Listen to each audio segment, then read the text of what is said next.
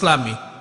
Saya ingin tahu, apakah itu memang tidak bersifat Islami? Dan jika memang begitu, apakah langkah-langkah yang dipengaruhi setan dan hal apa yang harus diwaspadai oleh kaum muslim? Yang Anda tanyakan adalah pertanyaan yang sama saat saya memberi ceramah di Suraj. Setelah beberapa hari kejadiannya. Waktu itu, isu itu masih hangat. Taliban telah menghancurkan dan merusak patung Buddha Bamiyan. Pertanyaannya, apakah itu tindakan Islam atau setan? Pertanyaan yang sama dilontarkan oleh orang non-muslim di Suraj. Apakah itu benar atau salah? Pada saat itu masih ada konflik apakah memang hancur atau tidak. Hari itu saya belum tahu, tapi sekarang sudah tahu melalui berita yang dikonfirmasi bahwa mereka memang menghancurkannya. Tapi salah atau benar? Yang bisa saya katakan adalah saya seorang murid yang membandingkan agama. Salah atau benar akan kita katakan nanti. Tapi yang bisa saya katakan adalah Taliban, jika mereka memang menghancurkan patung Buddha, yang mereka lakukan adalah memberi pendidikan pada orang Buddha. Saya mempelajari perbandingan agama. Saya membaca kitab Buddha, saya membacanya, isinya, dan dalam kitab itu tidak pernah sekalipun Buddha menyuruh umatnya untuk membuat patung dirinya. Buddha tidak pernah mengatakan hal itu pada pengikutnya, baru kemudian setelah beberapa waktu. Tapi pada saat ini hanya satu yang bisa saya katakan, benar atau tidak kita lihat saja nanti. Tapi yang mereka lakukan tentu mendidik para pengikut Buddha. Tak pernah disebutkan dalam kitab Buddha bahwa mereka harus membuat patung. Lalu pertanyaannya, saya bahkan pernah ditanyakan hal ini oleh seorang pembesar. Hanya karena Islam tidak menyetujui pemujaan berhala, apakah agama lain kecuali Kristen? Jika kita baca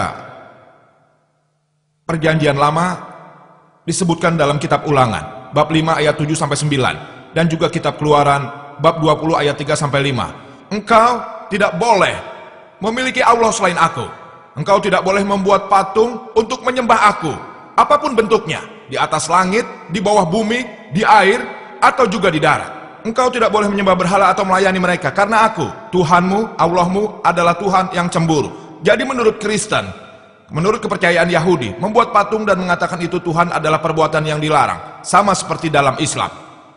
Saat saya menjawab bahwa mereka mendidik pengikut Buddha, mereka pun bertanya, tidakkah tindakan orang Taliban ini menyebabkan kesedihan pada jutaan pengikut Buddha? Saya jawab ya. Apakah Islam mengizinkan siapapun untuk menyebabkan kesedihan pada jutaan manusia? Saya bertanya pada seorang jurnalis, seandainya saja pemerintah India menangkap semua pengiriman obat-obatan, kokain, gula merah yang sangat mahal harganya, pengiriman sebesar $2 juta berhasil mereka tangkap, obat-obatan. Apa yang dilakukan pemerintah India? Jurnalis itu menjawab pemerintah India menyita itu lalu membakarnya. Kau tahu hal itu? Ini kejadian menjadikan bagi jutaan pecandu seluruh dunia. Jadi apa Anda setuju dengan pemerintah India atau menendang tindakan mereka dengan menghancurkan impian jutaan pecandu narkoba? Karena pemerintah India merasa obat-obatan itu akan menyebabkan kerusakan pada tubuh.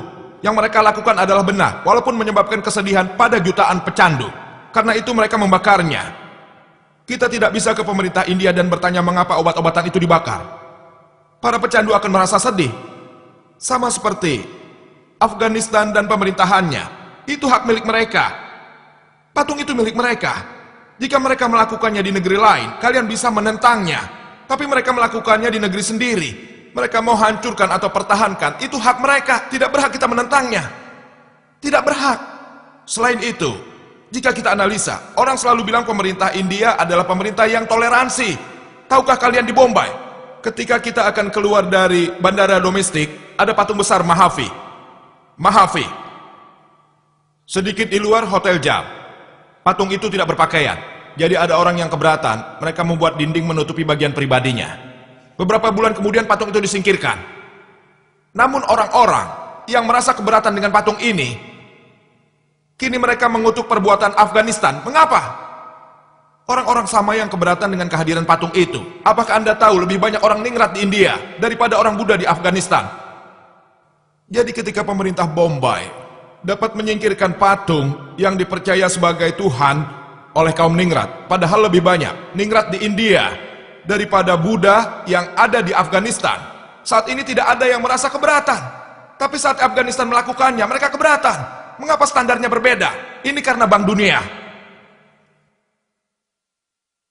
Tidakkah kaum Ningrat merasa sedih? Ningratlah yang ingin mempertahankan patung Mahavi. Mengapa kalian keberatan? Saat itu banyak yang protes. Singkirkan patung itu, singkirkan patung itu. Tapi orang yang waktu itu protes, kini ikut merasa keberatan. Mengapa kalian menyingkirkan patung Buddha itu? Standar berbeda. Kita orang yang logis harusnya memiliki satu standar. Kita tidak boleh terus-terusan merubah dasar alasan kita. Saya merasa itu adalah hak milik mereka. Contohnya seorang non-muslim membeli rumah, jika di dalam rumah itu ada lukisan Ka'bah, seandainya saja ada. Jika non-muslim tidak menyukai lukisan itu, lalu membuangnya, maka saya tidak berhak untuk menentangnya. Dan percayalah, jika ada seorang muslim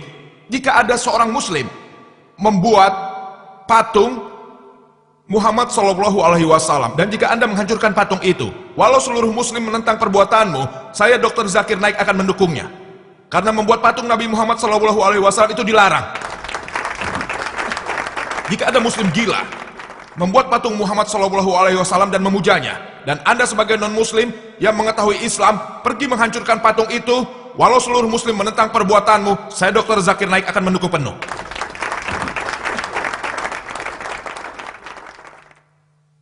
Dr. Zakir Naik, apa yang dikatakan Islam mengenai penghujahan terhadap agama lain atau perbuatan agama lain? Saya menanyakan ini karena salah satu artis India, dia seorang muslim, dia telah melukis wanita dengan posisi bugil, dan ini dihargai oleh orang-orang pemegang kepercayaan bebas.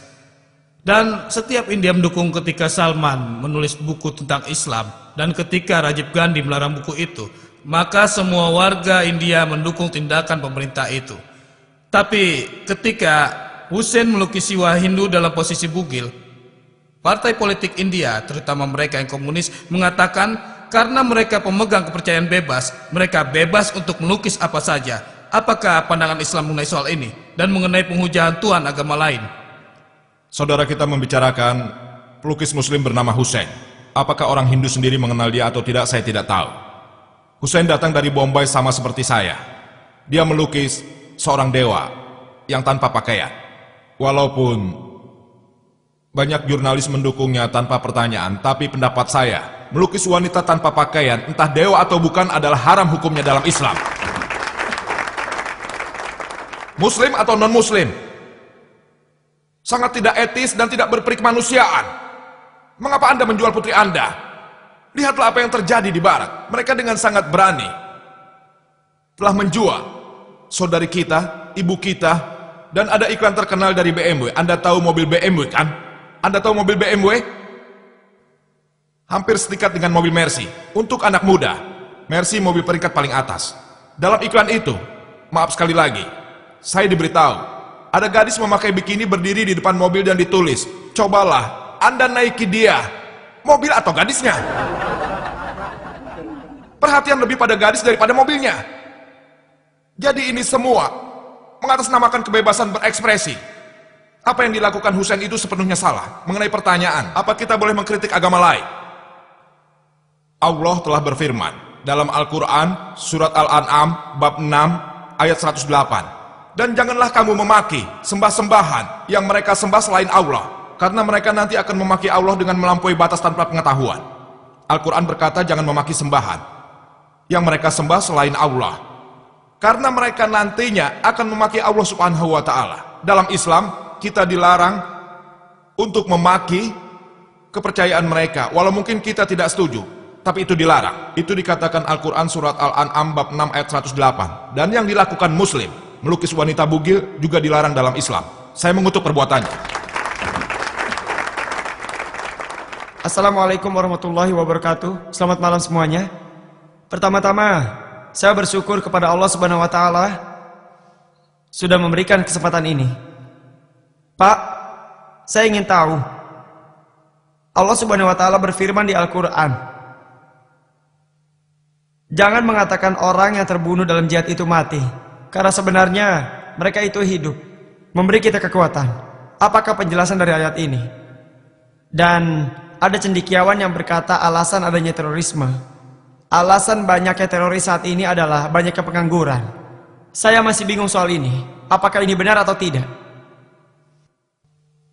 Ada dua pertanyaan. Pertanyaan pertama berasal dari surat Al-Baqarah bab 2. Jangan mengatakan orang yang terbunuh dalam jihad itu mati, mereka hidup. Ini hanya dalam konteks di mana musuh berkata, "Hei, kita membunuh banyak muslim." Tapi dalam arti bahwa mereka secara fisik mati, tapi mereka hidup di kehidupan selanjutnya. Mereka mendapat pahala di kehidupan selanjutnya. Pertanyaan kedua adalah, penyebab terorisme adalah pengangguran. Ada yang bilang, mungkin ya di beberapa kasus, tapi menurut saya itu bukan penyebab dalam semua kasus. Banyak orang meninggalkan pekerjaan dan menjadi apa yang disebut teroris.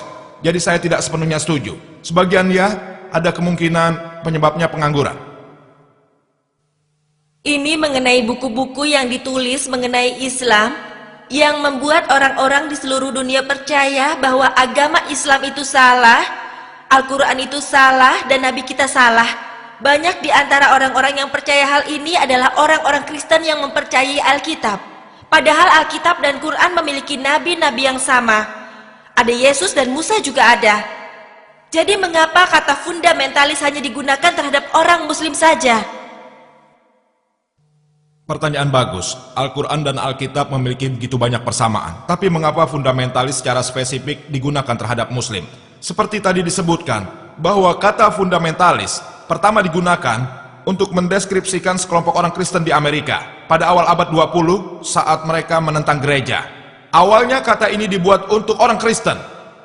Pertama kali digunakan dalam bahasa, digunakan untuk mendeskripsikan orang Kristen. Tapi masa ini, saat masa-masa pertentangan itu sudah selesai, fundamentalis lebih sering ditujukan pada Muslim. Mengapa begitu? Mengenai kemiripan, saya pernah berceramah. Kemiripan antara agama Islam dan agama Kristen. Kasetnya ada disediakan di meja depan.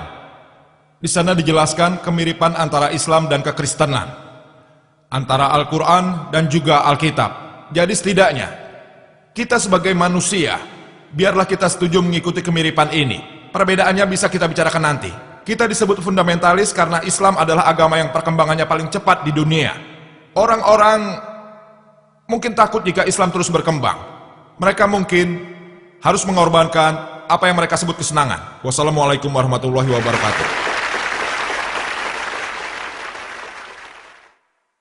Suatu kebanggaan bagi saya untuk berterima kasih pada Jenderal Konsul Amerika Serikat di Chennai, Dr. Richard D. Haynes, Mr. Krinachan Choradia, Dr. M.S. Embratian, dan Dr. Zakir Naik serta timnya, juga semua sukarelawan dan penyelenggara program ini.